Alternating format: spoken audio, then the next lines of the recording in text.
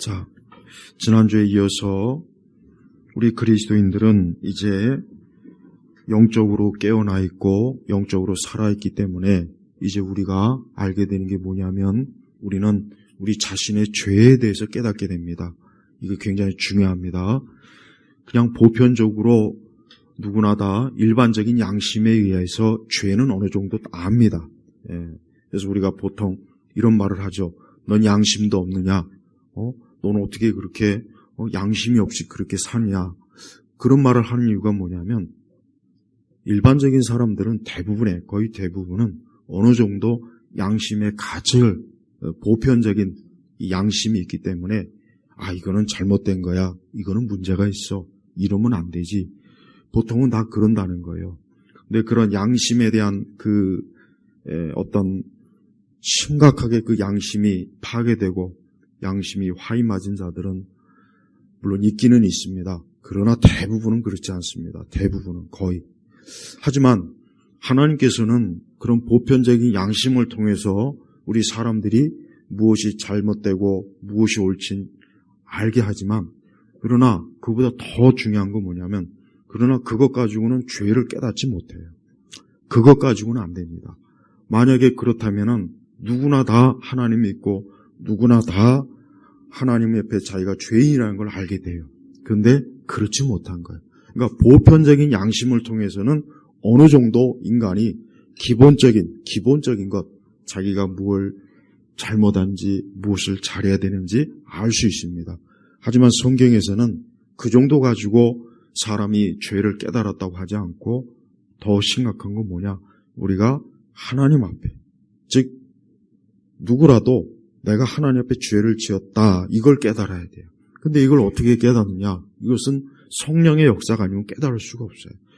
아무리 공자 맹자, 아무리 도덕 윤리를 많이 공부해도 하나님 앞에 내가 죄를 졌다 하는 건 깨달을 수가 없는 거예요. 그거는 안 됩니다. 그러니까 물론 도덕과 윤리가 필요해요. 보편적인 윤리가 중요합니다. 인간의 양심의 각성은 중요해요. 하지만 하나님께서는 그보다 더 우리가 성령 안에서 죄를 깨닫게 하고 그리고 이제 그 죄를 어떻게 하느냐? 이제 우리가 다스려야 돼요. 바로 이겁니다.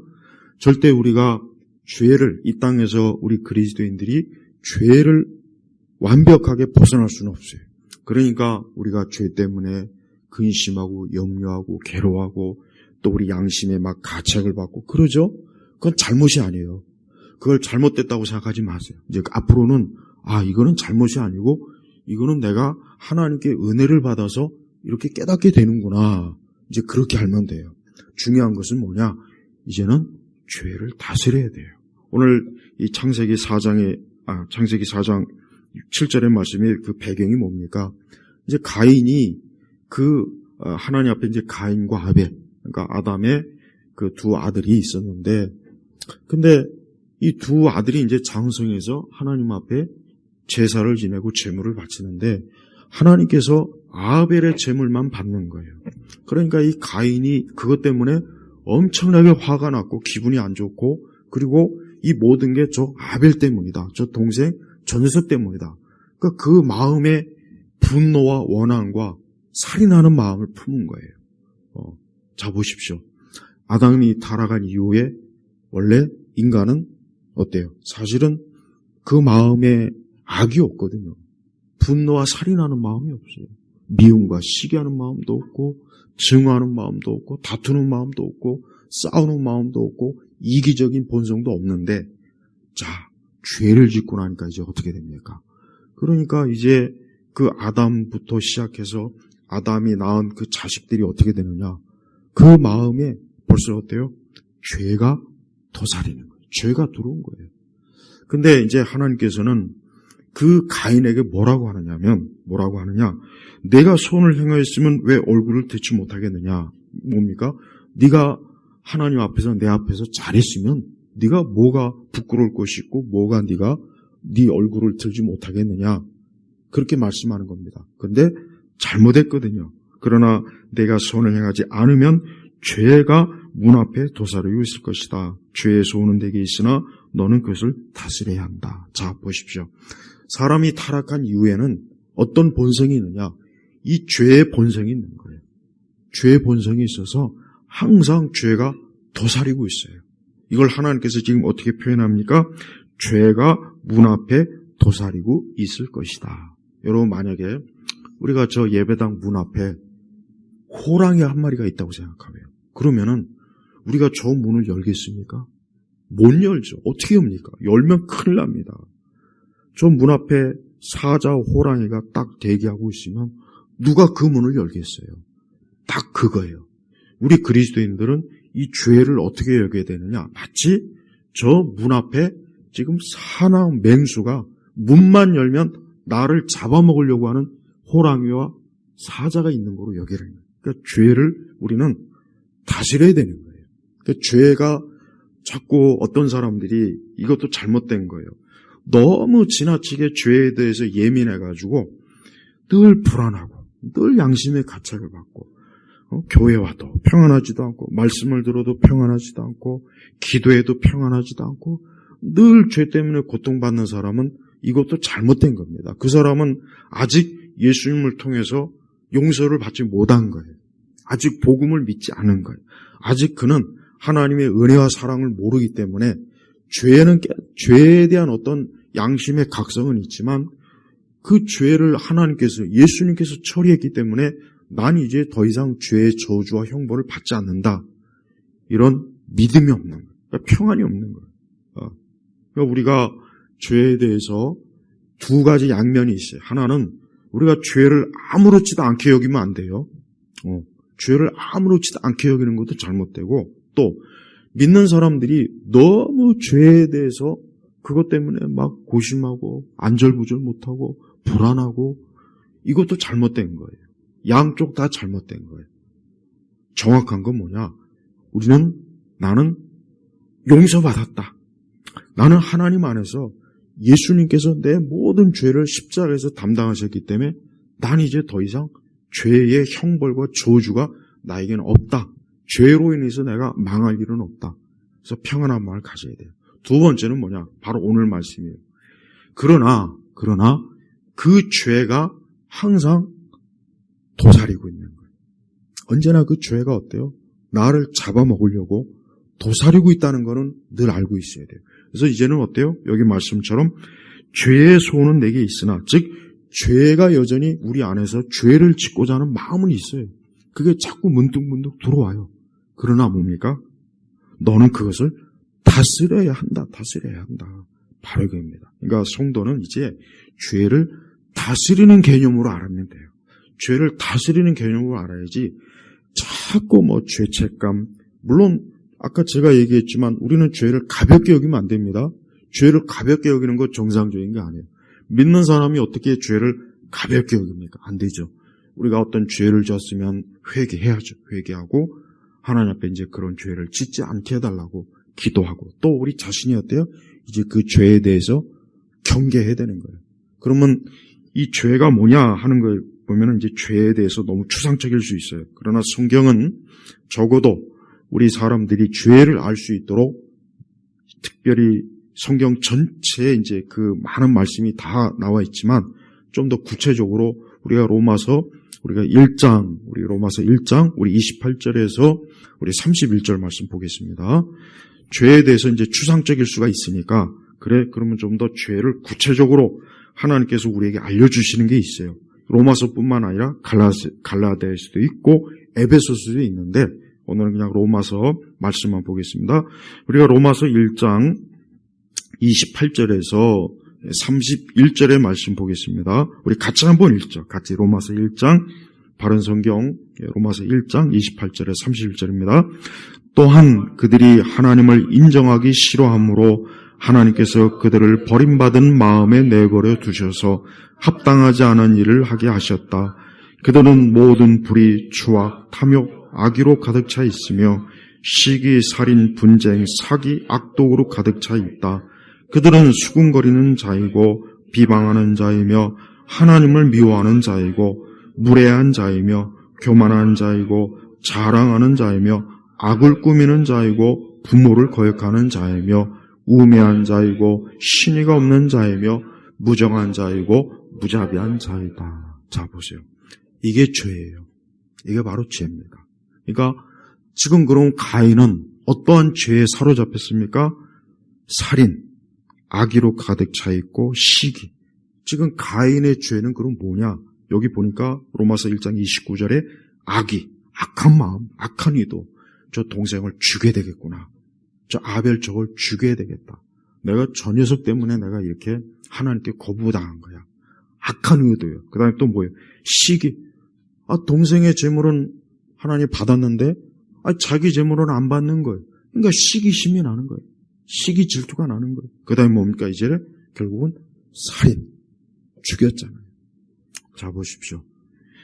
이 로마서 1장 28절하고 31절의 이 말씀은 결국은 죄라고 하는 것은 어떤 형태로든지 나타나게 되어 있는 거예요. 그리고 이러한 죄가 저 문 앞에 있는 거예요. 문 앞에 있는 거예요. 그래서 문만 열면 그 죄가 어때요? 나를 잡아먹는 거예요. 그러니까 우리는 어떻게 되겠습니까? 저 문을 단단히 잡아야 돼요. 단단히 고정시켜서 절대 저 문이 열려지게 하면 안 되는 거예요. 여는 그 순간 저 바깥에 있던 죄의 맹수가 나를 그냥 한숨에 낚아채갖고 그 죄를 지게 만드는 거예요. 자, 다윗도 마찬가지입니다. 다윗, 하나님 마음이 아픈 사람이에요. 그러나 다윗도 보십시오. 어느 날 왕궁위를 걸었어요. 아마 한가한 것 같아요. 시간이 나는 것 같아요. 근데 이렇게 보니까 웬 건너집에 어떤 여인이 이렇게 아주 참 뭔가 다윗이 보기 아름답고 뭔가 그런 게. 그러니까 다윗이 한순간에 그때 다윗의 마음이 어떤 마음이 들었습니까? 다윗의 마음이 그 마음에 탐욕입니다. 탐욕. 그 마음에 탐욕이 들어가지고 저 여인을 내가 가져야 되겠구나. 봐요. 다윗도 보십시오. 그 문을 열면 안 되는데 문을 여니까 어떻게 됩니까? 한순간에 탐욕과 정욕이라고 하는 그 사자가 다윗을 어때요? 확 물어뜯은 거예요. 똑같아요. 그래서 하나님께서 이 다스려야 한다 하는 이 말씀이 뭐냐? 다스려야 된다.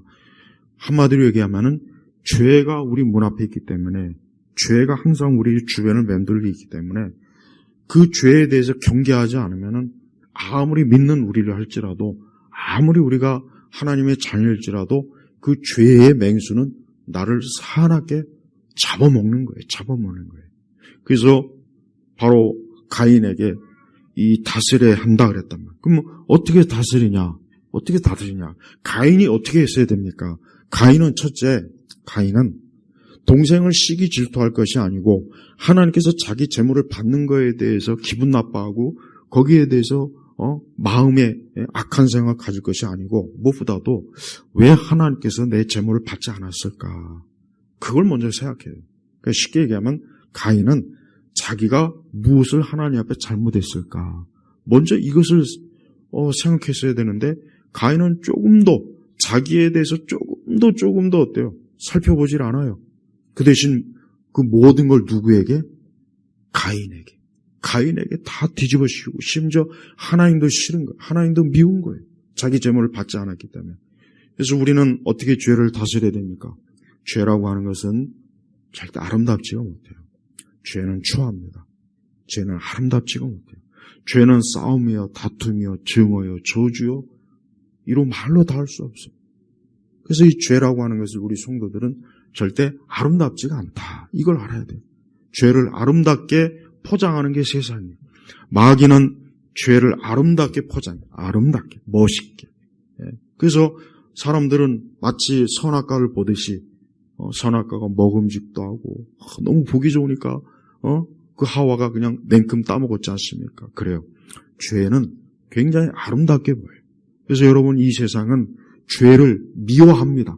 아름답게 또 로망스, 사랑, 멋있고 뭔가 대단하고 그래서 사람들은 그 죄를 지을 때 그 죄로 인한 그 이후의 그 고통을 생각하지 않고 당장 그 죄가 너무 멋있고 아름답고 예쁘고 뭔가 낭만적이고 그러니까 그런 거로 포장하는 거예요. 그런 문화, 전통, 어떤 예술 막 그런 거로 포장해요.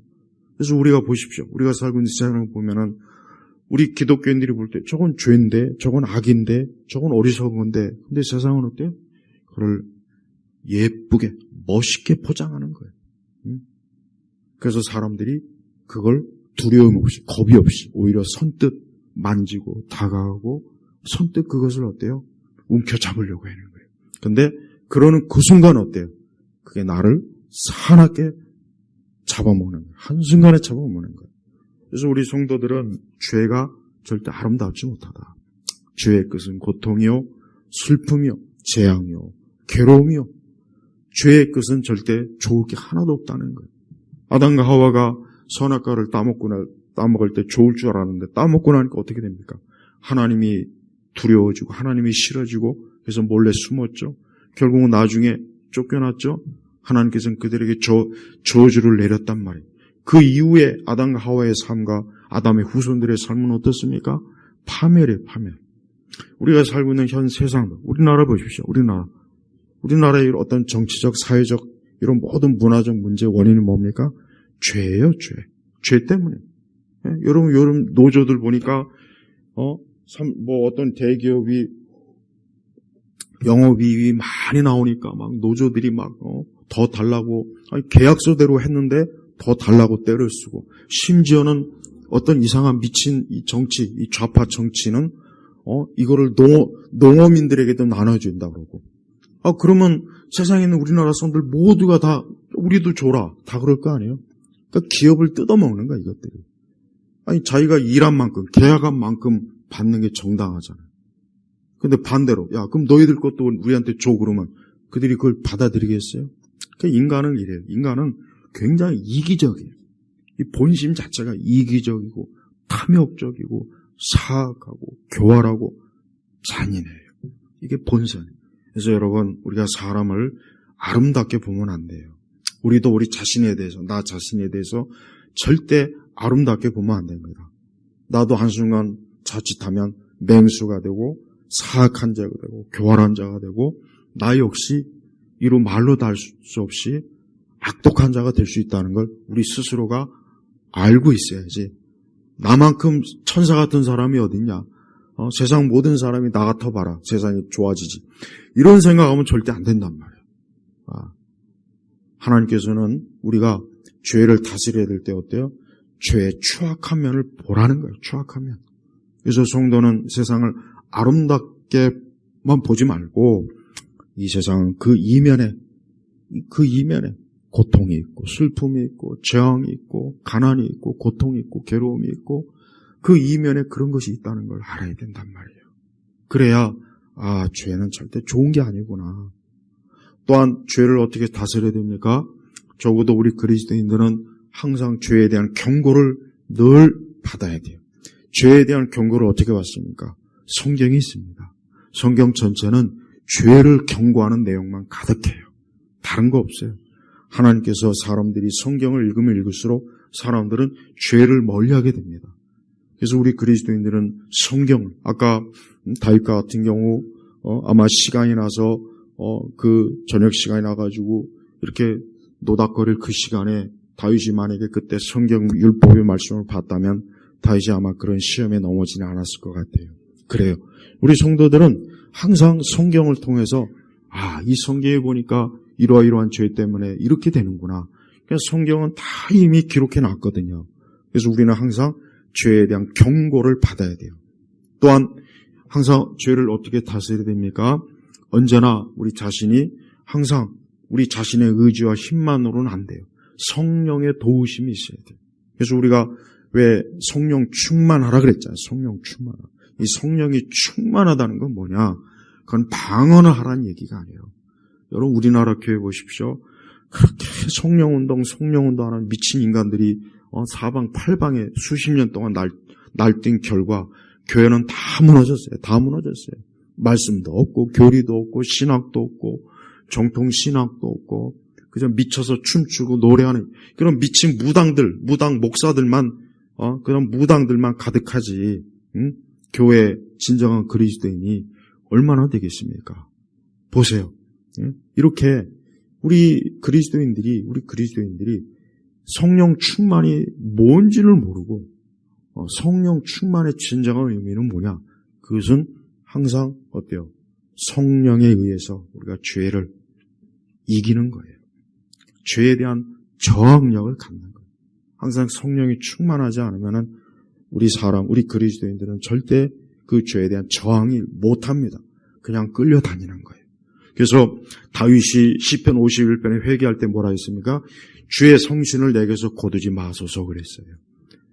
그러니까 다윗은 어때요? 자기가 죄를 지었으니까 하나님께서 주의 영을 거두실까 봐 주의 성신을 내게서 거두지 마소서 하고 하나님 앞에 시편에 기도하는 그 내용이 있지 않습니까? 그만큼 성령 하나님께서는 우리를 어떻게 합니까? 성령이 충만하면 충만할수록 죄에 대한 저항이 강해지는 거예요. 성령이 충만할수록 우리 자신이 물론 연약하지만서도 그래도 성령의 충만함을 통해서 우리가 어때요? 죄를 깨닫고 죄에 대해 저항하고 유혹에 저항할 수 있고 그래서 죄에 대한 강한 저항의 힘이 생기는 거예요. 또한 죄를 어떻게 다스립니까? 우리는 죄를 피해야 됩니다. 피하는 게 상책이에요. 죄는 달려들어 봐야 100점 100패하게 돼 있으니까 어떻게 하느냐? 피하는 거예요. 도망치는 거예요. 그것밖에는 답이 없어요. 그래서 우리 그리스도인들은 죄라 생각되어지면 멀리하고 그래서 우리는 성도는 죄악된 장소에 가면 안 되는 거예요. 우리 성도들은 죄를 짓는 장소는 안 가는 게 상책입니다. 거기 가서 나는 죄를 짓지 않겠다 해봐야 그거 소용없어요. 죄를 지을 수밖에 없어요. 그래서 우리가 지혜롭게 현명하게 죄악된 곳은 가지 않는 게 좋아요. 그래서 성도들이 퇴폐적인 곳에 잘못된 곳에 가봐야 좋을 게 뭐가 있겠습니까? 진정한 성도라면 항상 그 심령이 불안해요. 벌써 이미 성령께서 너는 여기 올 자리가 아니야. 너는 이곳에 올 사람이 아니야.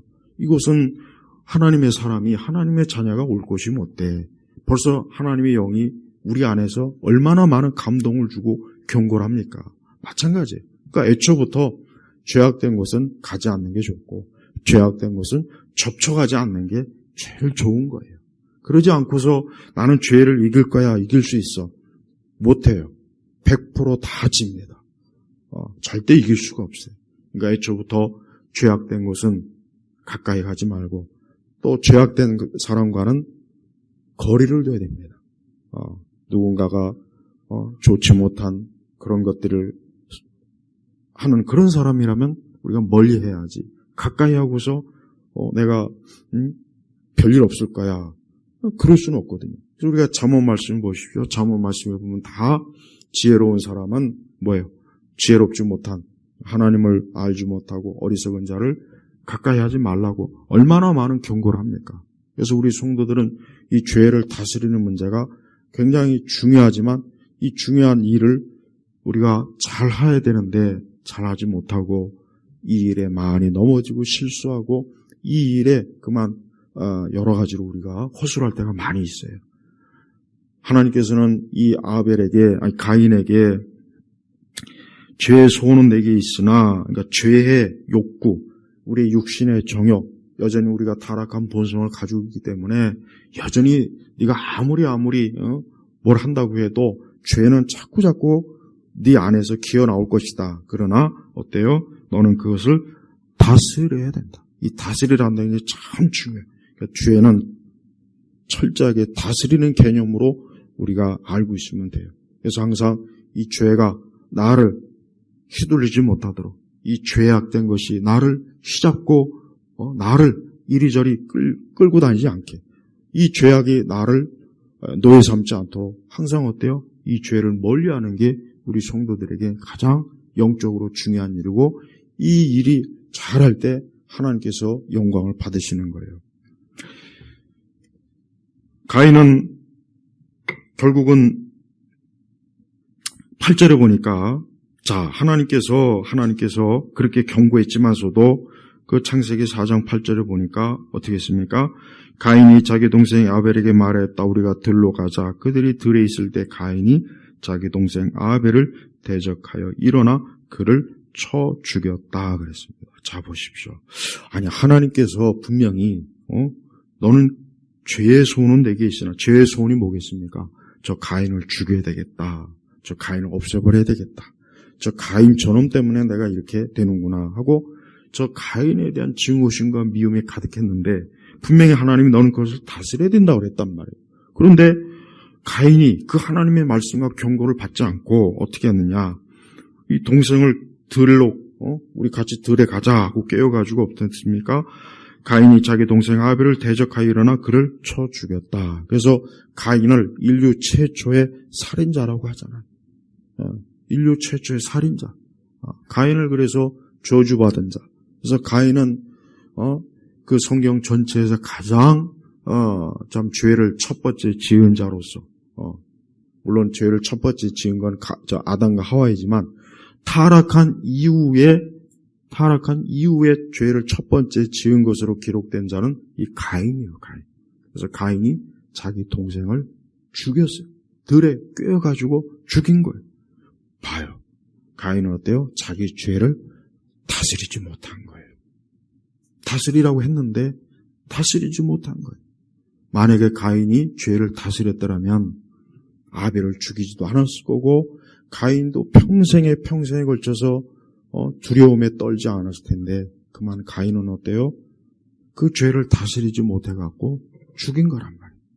자, 우리 그리스도인들도 마찬가지예요. 우리가 아무리 예수님 믿고 우리가 성령의 내주하심으로 거듭나고 중생해도 우리가 매 순간 죄를 다스리지 않으면 우리도 결국은 그 죄에 어때요? 넘어가는 거예요. 무너지는 거예요. 그래서 그 죄는 항상 어때요? 나를 어떻게 하면 잡아먹을까? 어떻게 하면 우리 믿는 사람들을 잡아가지고 없앨까? 이 죄가 하는 일은 그겁니다. 그래서 항상 이 죄에 대한 경고를 많이 받는 게 좋은 거예요. 우리 세대는 이 죄에 대한 경고를 잘 하지 않죠, 교회가. 그러니까 어떻게 보면은 이 죄에 대해서 무차별적으로 사실은 넘어지는 성도들이 많이 있긴 합니다. 하지만 우리는 평생에 걸쳐서 이 죄와의 싸움을 해야 돼요. 그러니까 그리스도인이 되는 그 순간부터 죄와 싸우라 하고 하나님께서 명령하신 거예요. 이젠 죄와 싸우라. 죄와 이제는 경계를 두고 거리를 두고 이젠 죄를 더 이상 사모하지도 말고 사랑하지도 말고 죄를 아무렇게 여기지도 말고 그 죄를 어때요? 여긴 물처럼 다스려야 돼요. 우리 예수님께서는 궁극적으로 우리의 죄를 처리해 줬습니다. 자, 이게 중요한 겁니다. 예수님께서 죄를 처리해 주지 않았으면 사실 우리가 아무리 죄에 대해서 저항한다 뭐한다 해봐 소용없어요. 여전히 우리가 죄 때문에 멸망할 거니까. 하지만 예수님은 우리의 죄를 어떻게 처리했습니까? 십자가에서 처리한 거예요. 그래서 예수님의 십자가는 가장 궁극적으로 중요한 거예요. 예수님의 십자가에서 승리했어요. 예수님은 패배한 게 아닙니다. 승리하셨습니다.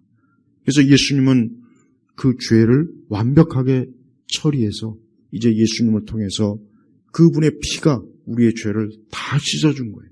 그래서 인간은 자기 스스로 죄를 씻을 수가 없어요. 그래서 여러분 세상의 많은 종교가 왜 잘못되었냐? 세상의 많은 종교들은 자기 죄와 허물, 인간의 문제점을 자기 스스로 노력으로 자기 어떤 선함으로 도덕과 윤리로 어떻게든지 막 해보려고 하는데 그건 해봐야 계속 실패하고 계속 안 되는 거예요. 그런데 그리스도인은 뭐예요? 일단 죄가 해결됐어요. 그러니까 예수 믿는 사람은요 더 이상 어떤 일이 있어도 죄로 인해서 저주받을 일은 없으니까 평안한 마음을 가져야 돼요. 설령 우리가 죄를 졌다고 해도 하나님 우리를 떠나지 않습니다. 진정한 성도는 절대 하나님이 나를 떠나지 않는다는 것을 믿어야 돼요. 내가 지금 죄를 졌다고 해도 하나님께서 비록 다윗이 죄를 졌지만 그러나 다윗을 버리진 않았잖아요. 물론 다윗에게 많은 징계와 그에게 많은 참 하나님의 다윗의 그 죄로 인해서 고통을 하나님 주시긴 했지만 다윗을 버리진 않았어요. 그러니까 우리 그리스도인은 내가 죄를 졌다고 해서 하나님이 나를 떠나거나 하나님이 내 기도를 안 들으시거나 하나님께서 나를 싫어하거나 미워하거나 그렇지 않아요. 내가 죄를 졌다고 해서 하나님이 나를 싫어하는 게 아니에요. 요걸 꼭 기억해요. 왜? 많은 그리스도인들 중에는 내가 죄를 지면 하나님이 나를 싫어하고 미워하고 또 회개하면 나를 좋아하고 이렇게 알고 있더라고요. 그 잘못 아는 건데 그렇게 알고 있어요. 근데 하나님은 그게 아니고요. 우리를 하나님은 끝까지 사랑합니다. 우리가 죄를 져도 사랑해요. 그래서 하나님의 사랑은 뭐냐? 우리가 죄를 졌을 때 우리를 긍휼히 여기고 불쌍히 여기는 거예요. 이게 하나님의 사랑이에요. 그래서 하나님의 사랑은 절대 꺼지질 않아요. 인간의 사랑은 꺼지죠. 인간의 사랑은 그때그때 다릅니다. 이익에 따라 달라요. 상황에 따라 달라요. 그래서 우리 그리스도인들이 절대 사람을 의지하면 안 돼요. 사람을 기대하면은 많이 실망하고 많이 그냥 허탈감, 허무감, 배신감 뭐 그런 일들이 비일비재합니다. 근데 하나님은 우리를 그렇게 대하지 않습니다. 우리를 끝까지 사랑해요. 버리지 않아요. 우리가 죄를 져도 버리는 분이 아니고 죄를 졌다고 해서 우리를 미워하고 싫어하거나 우리를 손절하거나 그러진 않습니다. 그 대신 하나님은 어때요? 우리가 죄를 지으면 우리가 회개하는 거예요. 하나님 우리를 회개하도록 요청합니다. 회개해라. 그 죄를 회개하고 하나님께 용서를 받는 거예요. 하나님 우리의 회개를 들어주십니다. 우리의 회개 기도를 받아주십니다. 그래서 죄를 용서해 주셔요. 그래서 우리가 이제 하나님의 자녀로서 다시 한번 하나님과의 관계가 어때요? 다시 한번 복된 관계로 하나님께서 만들어주시는 거예요. 그래서 성도는 죄를 졌다고 해서 낙심하지는 마요. 그렇다고 해서 물론 죄를 졌다고 해서 뻔뻔해지라는 건 아닌데 내가 하나님의 사랑에는 변함이 없다. 하나님이 나를 사랑하는 일에는 변함이 없으니까 그건 걱정할 건 아니고 문제는 어때요? 회개하는 겁니다. 가인은 회개하지 않았어요. 이제 가인을 보면은 가인은 지옥에 간 게 100% 맞습니다. 왜냐? 가인은 보니까 회개한 게 없어요. 그냥 자기가 아벨을 죽여가지고 이제 어딜 가나 이제 가인이 이제 무서운 거예요. 그래서 그 당시에 이제 가인을 저놈은 자기 동생을 죽인 놈이야. 저놈은 아주 나쁜 놈이야. 해가지고 아마 가인을 해치려고 하는 자들이 있으니까 겁을 낸 것 같아요. 그러니까 하나님께서 그에게 뭐를 줬냐면 15절에 보니까 가인에게 표를 주셔서 누구든지 그를 만나는 사람이 죽이지 못하게 하셨다. 그러니까 가인은 자기 죄에 대해서 회개는 안 하면서 자기 죄로 인해서 죽는 건 또 두려워했습니다. 이게 뭐냐? 이게 믿지 않는 사람들의 마음이에요. 여러분 세상 사람들도 어느 정도 자기 양심에 어느 정도 자기 죄를 압니다. 근데 그들은 그 죄를 회개할 생각은 안 하죠. 그 대신 결국은 그 죄에 대해서 두려움과 공포와 그 죄로 인해서 양심의 고통 그걸 계속 받는 거예요. 해결책이 없어요. 해결책이. 근데 우리 성도는 어떻습니까? 우리는 회개합니다. 회개의 길이 있단 말이에요. 회개하고 나면은 마음이 어때요? 개운합니다. 우리가 죄를 짓고 나서 하나님 앞에 회개를 진짜 제대로 하면은 마음이 평안해요. 마음이 평안하고 두려움도 없어지고 또 그 마음이 어때요? 절대 하나님의 사랑이 사라지지 않고 오히려 그 사랑이 더 깊어집니다. 하나님은 회개하는 자를 사랑하셔요. 회개하지 않는 자를 하나님이 싫어하는 거지 회개하는 자를 하나님은 얼마나 기뻐하고 하나님은 회개하는 자를 너무 좋아합니다. 그래서 하나님 앞에 회개하는 것은 하나님을 기쁘시게 하는 거니까 우리는 회개하는 것을 두려워하거나 회개하는 것에 대해서 주저하면 안 돼. 오히려 더 많이 회개해야 돼. 우리는 어쩌면 우리가 지은 죄를 깨닫지 못하는 죄가 너무 많은데 회개 안 하는 게 더 많을 수가 있어요. 우리가 회개하고 하나님 앞에 돌이켜야 돼요. 회개하지 않으면 어떻게 됩니까? 자, 불신자들이 회개하지 않으면 여러분 우리가 하나님 앞에 회개하지 않으면 하나님 우리를 징계하고 분명히 우리에게 아버지의 사랑으로 우리를 징벌합니다. 근데 믿지 않는 자들이 하나님 앞에 회개하지 않으면 어떻게 될까요? 역시 로마서 1장 32절에 나와 있어요. 한번 보겠습니다. 로마서 1장 32절에 보면은 끝까지 하나님 앞에 자기 죄를 회개하지 않고 하나님 믿지 않는 자는 어떻게 해당되느냐? 자, 로마서 1장 32절에 봅니다. 같이 읽겠습니다. 그들이 이와 같은 일을 하는 자는 사형에 해당한다는 하나님의 심판을 알면서도 그런 일을 할 뿐 아니라 또한 그런 일을 하는 자들을 옳다고 한다 그랬습니다. 자, 보세요. 아까 로마서 1장 28절에 보면은 그 이전에 이제 동성애 나와요. 이 동성애는 여러분 어떤 말로 해도 그건 저주받는 거예요. 자꾸 우리 기독교 안에도 이 좌파들이 이 동성애를 자꾸 옹호하고 동성애를 자꾸 받아들이자 하는 이런 주장을 하는 아주 사악하게 짝이 없는 흉악한 자들이 있는데 다 저주받을 자들이에요. 그들도 똑같아요. 그러면서 28절에 하나님이 인정하기 싫어하는 거, 하나님 인정하기 싫어하는 게 뭐야? 불신자예요. 하나님이 어디 있느냐? 야, 하나님은 없다. 하나님이 어디 있느냐? 이게 하나님 인정하기 싫은 거예요. 응? 그러면서 29절에 우리 아까 여러분 다 봤지만 여러분 우리가 살면서 여기 있는 죄에 안 짓는 게 있습니까 혹시? 불의, 추악, 탐욕, 악의, 시기, 살인, 분쟁, 악독, 응? 이 분쟁, 이 우리나라 이 노동 단체들, 이 민주노총부터 해가지고 이 사악한 인간들, 이 자들은 정말 악독한 자들, 이 싸움을 부추기고 분쟁을 일으키고 회사를 무너뜨리고 경영자들을 위협하고 이제 자기들이 주인이야, 자기들. 이게 분쟁하는 자들. 그래서 믿는 사람들은 그런 노동단체에 거기 가입하지 마세요. 참여하지 마세요. 절대 믿는 자들은 회사에서도 공연히 그 회사를 어렵게 하고 경영자들을 괜히 압박하고 그거 다 저주받는 짓들이에요. 하여튼 저 민주노총부터 해가지고 우리나라 이 노동단체들, 이 사악한 인간들 이것들 전부 다 빨갱이들이기 때문에 이것들은 결국은 회사고 뭐고 다 말아먹는 인간들이에요. 얼마나 그 욕심이 많습니까? 1년에 억대 연봉을 받는 인간들이 거기다 뭐 6억, 7억씩 더 달라는 거 아니에요, 이번에 보면. 이런 인간들이 우리는 그들을 그냥 정치적, 사회적 문제로 보지 말고, 야, 저자들이 저게 바로 죄구나, 저게 바로 죄구나. 그러니까 그들도, 그러니까 거기에 있는 사람들도, 내가 죄를 짓는구나. 하나님 앞에 죄를 짓는구나. 이렇게 알아야 되는데, 그렇게 알지 못하잖아요. 뻔뻔스럽고, 교활하고, 교만하고, 남을 괴롭히고. 최근에 개그 우먼 이수진가? 그 여자분이 유치원 교사 이렇게 영상한 게 많이 패러디 하더라고요. 저는 그거 보면서, 정말 말도 안 되는 거 가지고 막 이렇게 유치원 교사를 괴롭히는 그 부모들이 많구나. 그런 생각이 들어요.